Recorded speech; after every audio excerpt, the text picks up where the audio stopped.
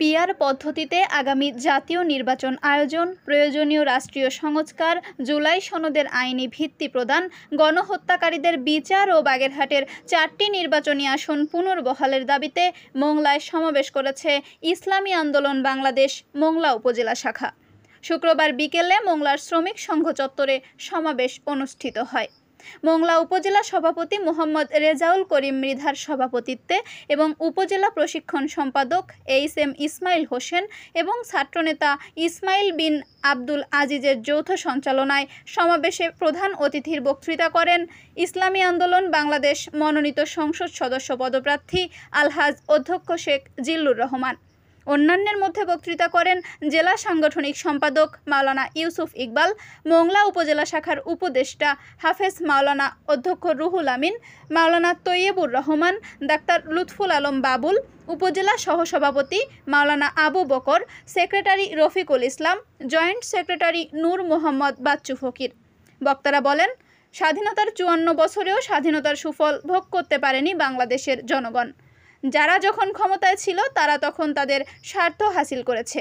বিশেষ করে গত 1.5 যুগে আওয়ামী শাসনামলে দেশের অর্থনৈতিক অবস্থা তলানিতে নেমে গেছে।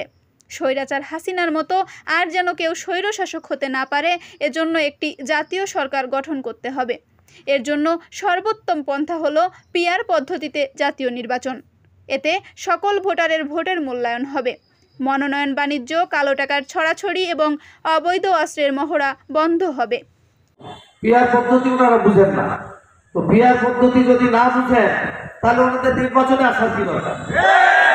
আমরা তো পিআর পদ্ধতি মানে একটা ভোটের যে মূল্যায়ন হবে সব থেকে একটা সঠিক পদ্ধতি, কোনো ভোট নষ্ট হবে না। আপনারা মনে করেন একটা দল 35% ভোট পেল, সংখ্যাগরিষ্ঠতা পেয়ে তারা ক্ষমতায় গেল।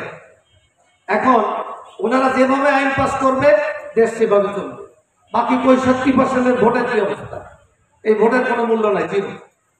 এই হলো পিআর পদ্ধতি। এই দাবি পূরণ করতেই হবে। আমাদের নির্বাচন কমিশনের প্রধান নির্বাচন কমিশন ইতিমধ্যে বলেছেন যে পিআর পদ্ধতি সংবিধানে নেই। আমি বলতে চাই, আপনারা যা যা করছেন কোনটা সংবিধানে রয়েছে? যদি গতানুগতিক পদ্ধতিতে বাংলাদেশে আবার নির্বাচন হয় তাহলে বিগত 17 বছরের যে ফ্যাসিবাদী ব্যবস্থা আবার আমাদের ঘাড়ে চেপে বসবে। গত 28শে জুন বিশ্বের চরমনায় ঢাকার সুহরাওয়ার্দী উদ্যানে দল মত নির্বিশেষে সকল রাজনৈতিক দলকে একত্র করে কোন মহাসমাবেশের মাধ্যমে পিআর পদ্ধতি নির্বাচনের গড়িয়েছে। পিআর পদ্ধতি ছাড়া বাংলার জমিনে কোনো নির্বাচন হতে দেওয়া হবে না, ঠিক কিনা ভাইরা আমার?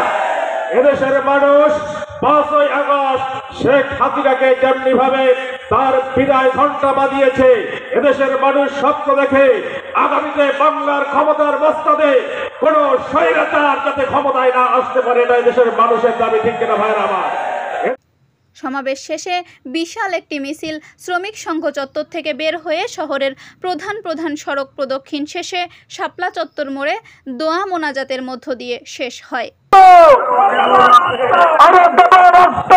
Desk report, Mongla post.